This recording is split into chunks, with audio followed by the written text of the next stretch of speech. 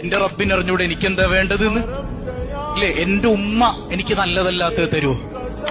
നമ്മൾ പറഞ്ഞില്ല, അതായത് തൊണ്ടയില് ടോൺസിൽസ് ബാധിച്ചൊരു കുഞ്ഞിങ്ങനെ ഐസ്ക്രീം കണ്ടപ്പോ കരയാണ്, ഉമ്മി ഉമ്മി എനിക്ക് ഐസ്ക്രീം വേണം, ഐസ്ക്രീം വേണം. ഐസ്ക്രീം ഒന്നുമില്ല, ഐസ്ക്രീം ഒന്നും തരൂല. എന്താ ആ കുഞ്ഞെന്താ മനസ്സിലാക്കണത് ഉമ്മാനെ കുറിച്ച്? ഉമ്മാക്ക് എന്നോടൊരു ആ ഉമ്മാനെ പോലെ സ്നേഹമുള്ള വേറൊരു ഉമ്മ ഉണ്ടാ? അല്ലേ? ആ കുഞ്ഞിന് ഇങ്ങനെ സംഭവിക്കുന്ന ആർക്കറിയാം?